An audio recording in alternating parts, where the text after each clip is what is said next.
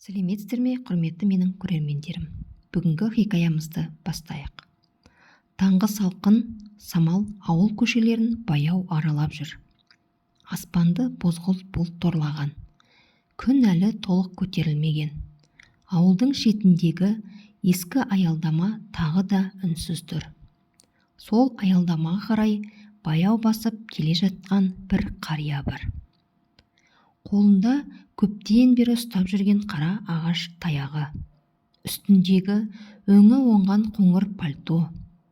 Басындағы ескі тымағы да жылдар салған ізді жасыра алмайтын сияқты. Бұл Нұрмахан ақсақал. Жасы 70-тен асып кеткен. Бірақ ол осы аялдамаға бір күнде келмей қалған күні болған жоқ. Жаңбыр жауса да келеді, боран соқса да келеді, аптап ыстық болса да келеді. Ол дәл таңғы 8-де аялдамадағы орындыққа отырып, үлкен жолға ұзақ қарайды. Содан кейін кешке қарай үнсіз үйіне қайтады. Бұл жағдай 3 жылдан бері қайталанып келеді. Автобус жүргізушілерінің бірі оны таниды. Алғашында олар таң қалған, кейін үйреніп кеткен. Күнде сол орындық, күнде сол адам, күнде бір бағытқа қадалған көз. Жүргізушілер бір-біріне ана ата бүгінде отыр екен дейтін. Екіншісі біреуді күтіп жүрген шығар. 3 жылдан бері ме? Кім білсін? Осылай әңгімелері аяқталатын. Ешкім батыл жетіп сұрамаған. Нұрмаханның үйі аялдамадан алыс емес, кішкентай ғана ескі үй. Ауылда жалғыз алма ағашы өседі. Бір кезде бұл аула күлкіге толы болатын. Әйелі Зейнеп тірі еді. Ұлы Асқар мектептен жүгіріп келетін. Үшеуі кешке шай ішіп, ұзақ әңгімелесетін. Бірақ уақыт бәрін өзгертті. Алдымен Зейнеп ауырып, дерттен көз жұмды. Содан кейін үйдегі жалғыз қуанышы Асқар ғана қалды. Нұрмахан бар өмірін ұлына арнады. Мектепке өзі барып, өзі қарсы алатын. Қыста аяғы тоңбасын деп, соңғы ақшасына етік алып берген күндері әлі есінде. Асқардың университетке түсуі үшін 2 сиырын сатып жіберген. Балам оқсын, балам көрмегенді көрсін деп жүретін. Асқар да жаман бала болған жоқ. Сабағын жақсы оқыды. Әкесіне көмектесті. Екеуі бір-біріне сырлас болатын. Университетті бітіргеннен соң Асқар ауылда жұмыс таба алмады. Бір күні кешкі шай үстінде, әке, мен қалаға барып жұмыс істеп көрейін деп едім, деді. Нұрмахан үндемеді. Біраздан кейін ғана, қала қиын жер, балам, деді. Білемін, бірақ ауылда жұмыс жоқ, сондықтан барып бағымды сынайын деймін. Әкесі ұзақ ойланып қалды. Ақыры, барсаң бар, бірақ өзіңді жоғалтпа. Ең бастысы адам болып қал, деді. Асқар басын изеді. 1-2 айда жұмысқа тұрамын, сосын сізді алып кетемін, деді. Нұрмахан күлімдеп, маған ауылдан артық жер жоқ, сен аман болсаң болғаны, деді. Кетер күні дәл осы аялдамада тұрды. Кішкентай ғана сөмкесін көтеріп алған, әкесі жанында, автобус алыстан көрінді. Асқар әкесін құшақтады. Әке, уайымдамаңыз. Жақсы, бар. Көп ұзамай келемін, күтемін. Автобус тоқтады. Ұлы ішке кірді. Терезеден қол бұлғады. Автобус орнынан қозғалды. Нұрмахан ұзақ қарап тұрды. Автобус көкжиектен жоғалғанша орнынан қозғалмады. Сол күні ол алғаш рет осы аялдаманың бос қалғанын сезді. Алғашқы айларында бәрі жақсы еді. Асқар күнде хабарласатын. Әке, жұмыс тауып алдым. Әке, бүгін 1-ші жалақымды алдым. Әке, сізге жылы күрте аламын. Әке, келесі айда барып қаламын. Нұрмаханның көңілі жай еді. Көршілерге мақтанып жүретін. Балам жақсы жерде жұмыс істеп жүр. Бірақ уақыт өте келе қоңыраулар серей бастады. Кейде 1 апта, кейде 2 апта, кейде 1 ай. Нұрмахан өзі хабарласатын болды. Балам, амансың ба? Иә, әке, жұмыстамын. Шаршап жүрген жоқсың ба? Жоқ, тамақ ішіп жүрсің бе? Иә. Әңгіме қысқа болатын. Бір күні кешке Нұрмахан телефон соқты. Асқар ашулы екен. Әке, мен жұмыстамын дедім ғой. Балам, жай ғана даусыңды естейін дедім. Күнде хабарласа бермеңші. Нұрмахан үнсіз қалды. Мен бала емеспін. Өз тірлігім бар. Жарайды, балам. Кейін сөйлесеміз. Телефон өшіп қалды. Сол күні әкенің жүрегіне пышақтай қадалды. Өмірінде бірінші рет ұлы оған дауыс көтерген еді. Сол түні Нұрмахан көз іле алмады. Шаршап жүрген шығар. Ашумен айтты. Ертең өзі хабарласар деп өзін жұбатты. Бірақ ертең де хабар болмады. Артынша бір апта өтті. Бір ай өтті. Телефон сөндірулі. Хабар жоқ. Нұрмахан қалаға баратын автобустың уақытын жаттап алды. Күн сайын таңертең аялдамаға келіп, мүмкін бүгін түсіп қалар деп күтетін. Алғашқы күні ешкім мән бермеді. Екінші күні де, үшінші күні де, бірақ күту тоқтамады. Бір апта өтті. Бір ай өтті. Жарты жыл өтті. Содан кейін 1 жыл. 2 жыл. 3 жылға кетті.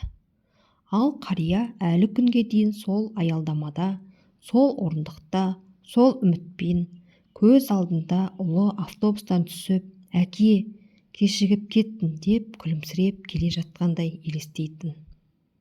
Ал жол болса үнсіз еді. Қыз түсіп кеткен. Таңғы аяз жерді ақ қыраумен көмкеріп, аялдаманың төбесінен салбыраған мұз, сүңгілері күн сәулесімен жарқырайтын. Сағат 8-ге 5 минут қалғанда ауыл көшесінің арғы жағынан баяу басып келе жатқан қария тағы көрінді. Бұл көрініске ауыл адамдары да, автобус жүргізушілері де үйреніп кеткен. Нұрмахан ақсақал ешқашан кешікпейтін. Таяғын ақырын басып келіп, аялдамадағы сол баяғы орындыққа отырады. Алдымен жолдың бір жағына қарайды, содан екінші жағына. Әрбір алыстан көрінген автобусты үмітпен қарсы алады. Автобус жақындаған сайын оның жанары жарқырап кетеді. Мүмкін осы шығар. Автобус тоқтайды. Адамдар түседі. Бірі сөмкесін көтеріп келеді, бірі баласын жетектеген, бірі асығып кетіп барады. Ал Нұрмахан олардың арасынан тек бір адам істейді. Ұлын. Бірақ әр жолы соңғы жолаушы да түсіп болғанда қарияның жүзі қайтадан мұңға толады. Ол ештеңе демейді. Жай ғана жолға тағы қарай береді. Автобус жүргізушілерінің ішінде жасы үлкендері Нұрмаханды бұрыннан танитын. Бірақ сол жылы ауданнан жаңа жүргізуші келді. Аты Ерлан. Жасы 30-дарда шамасында. Жақында ғана осы бағытқа ауысқан. Алғашқы күні ақ аялдамада қартты байқады. Екінші күні де көрді, үшінші күні де көрді, бесінші күні де, 10-шы күні де. Бұл кісіні күнде неге осында отыр деген ой маза бермеді. Бір күні соңғы рейсті аяқтап автобусты тоқтатқан соң Ерлан қарттыққа жақындады. Ассалаумағалейкум ата. Уағалейкум ассалам балам. Үйіңіз алыста ма? Жоқ, анау бұрылыста ғана. Онда неге күнде осында келесіз? Нұрмахан жауап бермеді. Жолға қарап отырды. Ерлан тағы да сұрады. Біреуді күтіп жүрсіз бе? Қарияның еріні сәл ғана дір етті. Иә. Кім деді? Ұзақ үнсіздік орнады. Содан кейін ғана ақсақал баяу сөйледі. Баламды. Ерлан таңырқап қарады. Ол қайда? Қалаға кеткен. Қашан? 3 жыл бұрын. Жүргізуші қарияның жүзіне қарады. Ол қалжыңдап тұрған жоқ, шын айтып отыр. 3 жылдан бері күтесіз бе? Нұрмахан басын изеді.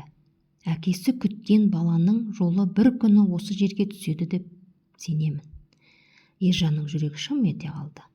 Сол күннен кейін ерлан қартқа ерекше көңіл бөле бастады. Күнде автобус тоқтағанда «Ассалаумағалейкум ата», «Уағалейкум ассалам балам, денсаулығыңыз жақсы ма?» «Аллаға шүкір». Олардың күнделікті амандасуы дәстүрге айналды. Бір күні қар қалың жауды, боран күшейді. Жол әрең көрінеді. Ерлан іштей бүгін ата келмейтін шығар деп ойлаған.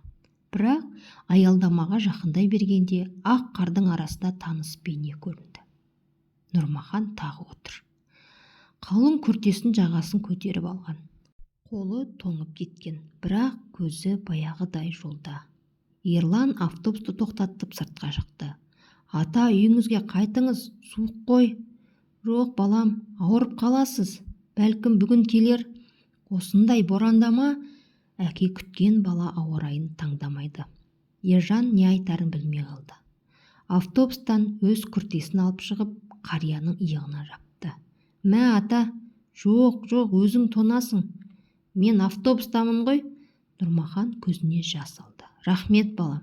Сол кеште Ерлан үйіне барған соң ұзақ ойланып отырды. Әкесі есіне түсті. Ауылда жалғыз тұратын. Соңғы кезде жұмыстан қолы тимей сирек хабарласатын. Телефонын алып әкесіне қоңырау шалды. «Әке, я балам, не істеп отырсыз?» «Ештеңе, теледидар қарап отырмын. Жағдайыңыз қалай?» «Жақсы, сағындым сізді». Телефонның ар жағында үнсіздік орнады. Сосын әкесінің дауысы дірілдеп шықты.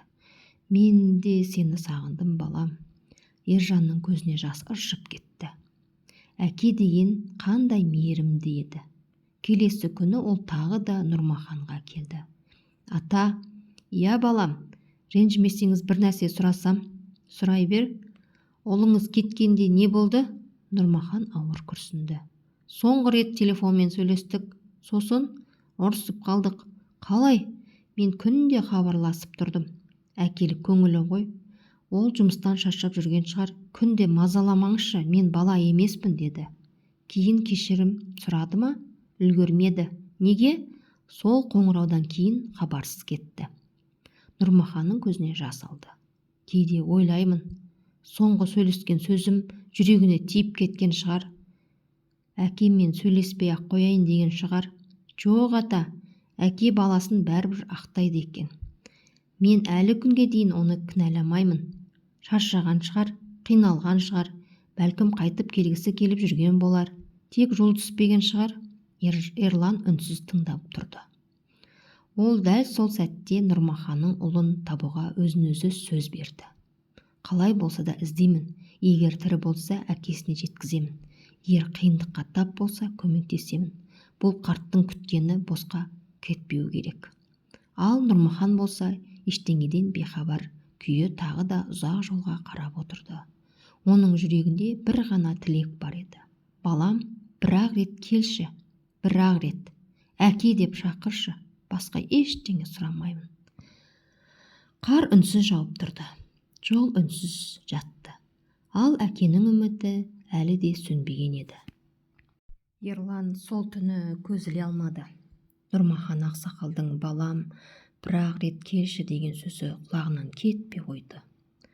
Түннің бір уақытында ол телефонын алып әлеуметтік желілерді ақтара бастады. Асқар Нұрмаханұлы. Бірнеше адам шықты, бірақ ешқайсысы іздеген адам емес. Таң ата салысымен ол аудан орталығына барып, бұрынғы таныстар арқылы қаладағы автобус бекеттерге хабарласты. Еш нәтиже болмады. Содан кейін ол ауылға қайтып келді. Нұрмахан баяғы орында отыр екен. «Ассалаумағалейкум ата». «Уағалейкум ассалам балам. Мен сіздің балаңызды іздей бастадым». Қария алғаш рет таңырқап қарады. «Іздейсің бе?» «Иә, әуре болма балам». «Жоқ, бір жерден табылады». Нұрмахан көзінен жас сырғып түсті. «Алла разы болсын». Ерлан ең алдымен Асқардың бұрынғы курстасын тапты. Ол біраз ойланып, «Я, Асқарды білемін, 2 жыл бұрын ауруханаға түсіп қалғанын естігенмін» деді. «Қандай аурухана?» «Нақты білмеймін, біреулер қан ауруына шалдыққан деген». Ержанның жүрегі су ете қалды. «Қай қалада?» «Алматыда». 2 күннен кейін Ержан демалысын алып Алматыға жол тартты. Қала үлкен еді. Мыңдаған адам, жүздеген аурухана. Іздеу оңай болмайтын белгілі. Бірақ ол тоқтамады. Бір аурухана, екінші аурухана, үшінші аурухана, барлығы бір жауап берді: мұндай науқас тіркелмеген. Төртінші күні ол үлкен онкологиялық орталыққа кірді. Тіркеу бөліміндегі әйел компьютерді қарап отырды. Асқан Нұрмаханұлы. Әйел бір сәт үнсіз қалды. Иә, Ержан демін ішіне тартып қалды. Бар ма? Иә, қазір қайда? Ем қабылдап жатыр. Ержан дәрігермен сөйлесті. Дәрігер ауыр күрсінді. Ол бізде 2 жылдан бері ем алып жатыр. Неге үйіне хабар бермеген? Өзі рұқсат етпеді. Неге? Әкесі жалғыз екенін айтты. Мен ауырғанымды білсе жүрегі шыдамайды деді. Бірақ 3 жыл. Алғашқы жылы жұмыс істеп жүріп ауырған. Сосын жағдай күрт нашарлаған. Бар жиған ақшасын емге жұмсаған. Телефоны жоғалған. Кейін жаңасын алуға да шамасы келмеді. Бірақ ең бастысы дәрігер тоқтап қалды. Ол күн сайын бір ғана сөзді қайталайды. Қандай? Әкем кешірер ме екен? Ерланның көзінен жас келді. Көре аламын ба? Әрине. Палатаның есігі ақырын ашылды. Терезе алдында өте арық жігіт отыр екен. Шашы сиреген, жүзі бозарып кеткен, бірақ көзінде мейірім бар. Ерлан суретті шығарды. Мына кісіні танисыз ба? Асқар суретке қарады. Әкесінің ескі суреті. Ол бірден жылап жіберді. Әкем. Иә, ол аман ба? Аман. Ренжіп жүрген шығар. Ерлан үнсіз басын шайқады. Жоқ. Сонда ол сізді 3 жылдан бері бір күнде аялдамада күтіп жүр. Асқардың денесі дір ете қалды. Не дедіңіз? Күн сайын 3 жыл бойы? Иә. Жаңбырда да? Иә. Қыста да? Иә. Ыстықта да? Иә. Асқар 2 қолмен бетін жауып еңіреп жылады. Мен қандай бала болдым? Әкең сізді бір рет жаман сөзбен еске алған жоқ. Соңғы рет. Телефоныңдағы ұрыс па? Асқар басын изеді. Сол сөздерім үшін күнде өкінемін. Әке, кешіріңізші деп қанша айтқым келеді. Бірақ өзімді осындай күйде көрсеткім келмеді. Жазылып алайын дедім. 1 ай деп ойладым. 1 ай 1 жылға айналды. 1 жыл 3 жылға айналды. Ал әкем мені күтіп отыр екен. Осы сәтте Ержан, жүріңіз, үйге қайтайық. Асқар көз жасын сүртті. Осындай күйімдеме, сіздің әкеңізге денсаулығыңыз емес, өзіңіз керек. Асқар үнсіз қалды. Ол көптен бері естімеген бір сөзді іштей қайталады. Әке, әке, әке. Тағы да таң атты. Ауыл баяу оянып жатты. Құстардың үні естілді. Жолдың бойындағы ескі аялдамада сол баяғы қалпында тұр. Ал аялдамадағы орындықта тағы да Нұрмахан ақсақал отыр. Бүгін де ол ерте келді. Бүгін ол жолға үмітпен қарап отыр. Өзіне өзі күбірледі. Бүгін келер. Бүгін міндетті түрде келер. Неге екенін өзі де білмеді. Бірақ бүгін жүрегі ерекше дүрсілдеп тұрды. Соңғы 3 жылда алғаш рет көңіліне түсініксіз бір үміт ұялаған еді. Сол сәтте аудан жақтан автобус көрінді. Бұл күнде келетін автобус болатын. Ерлан рөлде отыр. Бірақ бүгін оның жүзі ерекше, өзгеше еді. Автобустың артқы жағындағы терезеге үнсіз қарап отырған бір жолаушы бар. Ол туған ауылын 3 жылдан кейін алғаш рет көріп келе жатыр. Асқар. Жүрегі кеудесіне сыймай соғып тұр. Жол бойындағы әр ағаш, әр бұрылыс, әр төбе оған балалық шағын еске түсірді. Әкем дәл қазір не істеп отыр екен? Мені көргенде таныр ма екен? Кешірер ме екен? Оның қолы дірілдеп кетті. Автобус ауыл шетіне кірді. Асқар терезеден қарады. Кенет көз жасына парлап кетті. Аялдамада әкесі отыр. Сол баяғы қоңыр пальто, сол баяғы таяқ, сол баяғы үмітке толы көз. 3 жыл бойы өзгермеген жалғыз нәрсе әкесінің күткені еді. Асқар шыдай алмады. Ерлан, тоқтаңызшы. Автобус аялдамаға келіп тоқтады. Есік ашылды. Бірнеше жолаушы түсіп кетті. Нұрмахан олардың әр қайсысын үмітпен қарап отыр. Бірақ тағы да ұлы жоқ сияқты. Ол ауыр күрсініп, орнынан тұра бергенде арт жағынан таныс дауыс естілді. Әке! Қария қозғала алмай қалды. Естілген дауыс па? әлде жүрегі алдап тұр ма? Тағы да естілді. Әке! Бұл жолы дауыс анық шықты. Нұрмахан ақырын бұрылды. Қарсы алдында арықтап кеткен, жүзі бозарған, бірақ көзі баяғы мейірімге толы жігіт тұр. Асқар. Екеуі бірнеше секунд үнсіз бір-біріне қарап қалды. Уақыт тоқтап қалғандай болды. Асқар бірінші болып сөйлей алмады. Тек ерні қалтырап, әке, мен келдім, деді. Нұрмаханның қолындағы таяғы жерге құлап түсті. Ол ұлына қарай бір қадам басты. Тағы бір қадам. Келесі сәтте екеуі бір-бірін құшақтап тұрды. Асқар әкесінің иығына басын қойып, бала сияқты еңіреп жылады. Кешіріңізші, әке, кешіріңіз. Мен кешігіп қалдым. Нұрмахан ұлының арқасынан ақырын сипады. Өзі де көз жасын тыя алмады. Болды балам, болды. Ештеңе деме. Келгеніңе шүкір. Мен сенің келетінді білдім. Асқар жылай берді. Мен сізге ауырғанымды айтқым келмеді. Сізді уайымдатқым келмеді. Жазылып алам деп ойладым.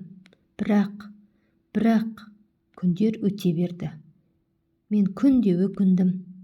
Соңғы сөйлескен сөзім үшін. Күнде хабарласпаңызшы дегенім үшін. Әкесі оның сөзін бөліп жіберді. Ұмыттым балам, әлде қашан ұмыттым.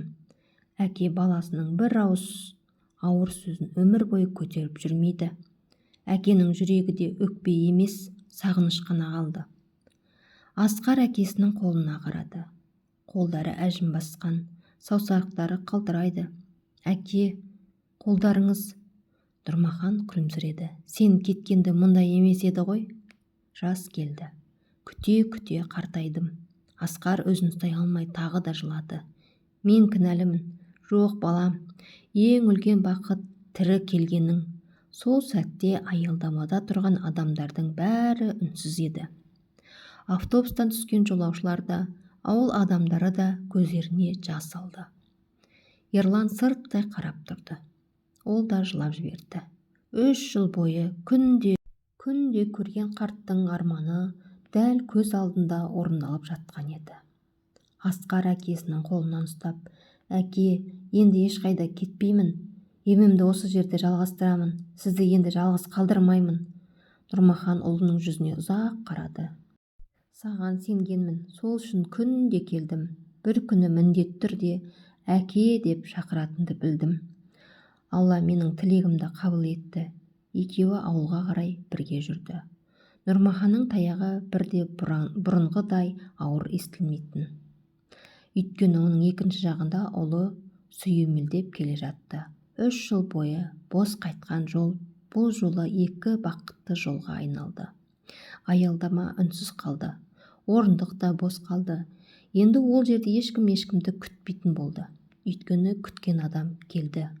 Сол күннен кейін ауыл адамдары Нұрмаханды аялдамадан көрмеді. Бір күні Ерлан үйіне арнайы барып сәлем берді. Есікті Асқар ашты. Жүзі бұрынғыдан жарқын, әлсіз болса да жүзінде өмірге деген үміт бар. Үйдің төрінде Нұрмахан немересін еркелетіп отырғандай күлімдеп шай ішіп отыр екен. Кел балам, деді Ерланға. Сен бізге тек ұлымды емес, үмітімді қайтарып бердің. Ерлан үндемей басын иді. Сол сәтте бір шындықтың жүрегімен түсінді. Әкенің жүрегі ешқашан баласына жабылмайды. Баласы қателесуі мүмкін, баласы адасуы мүмкін. Бірақ әке күтуін тоқтатпайды. Өйткені үміт үзілген жерде әкелік махаббат бәрібір өмір сүре береді. Құрметті көрермен, егер бұл оқиға жүрегіңізге жетіп, әке мен баланың арасындағы сағынышты бірге сезінсеңіз, пікірге бір ауыз әкеңізді бағалаңыз. Немесе ата-анамыз аман болсын деп жазыңыз. Өйткені өмірде кейде кешірім сұрауға бір ғана қоңырау, бір ғана кездесу жетпей қалуы мүмкін. Егер ата-анаңыз аман болса, бүгін-ақ хабарласып жылы сөз айтыңыз. Ал егер олар өмірден өткен болса, дұға бағыштауды ұмытпаңыз. Бұл оқиға сізге әсер еткен болса, бейнеге лайк басып, арнамызға жазылуды ұмытпаңыз. Алдағы уақытта жүрекке жететін өмірден алынған тағылымды хикаяларды бірге таңдайық. Баршаңызға денсаулық, отбасыңызға амандық, ата-анаңызға ұзақ ғұмыр тілейміз. Келесі кездескенше аман сау болыңыздар.